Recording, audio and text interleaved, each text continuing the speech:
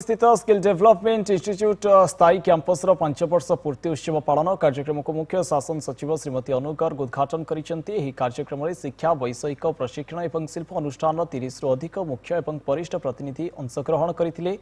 GSDP लक्ष्य हासिल करने और निजुक्ति सुजोग सृष्टि करने ओडिशा खनि और धातु क्षेत्र बाहर दक्षता विकास उपर गुरुत्व देउछि। Skilled in Odisha skilling for the world दृष्टिकोण को आगे रखी एसटीआई माध्यम झील मैंने उन्नत दक्षता हासिल करुछंती। एथिपाई वैषयिक सॉफ्ट और भाषागत दक्षता क्षेत्र में विश्वस्तरीय विशेषज्ञों सहयोग नि मुख्य शासन सचिव। आज स्किल डेवलपमेंट इंस्टीट्यूट जो अच्छे यार 5th ईयर अच्छे तो एथरे आमर बहुत पिला माने ट्रेनिंग पाउछंती आउ से मानकर भितरे बहुत जन आज तांकर एठी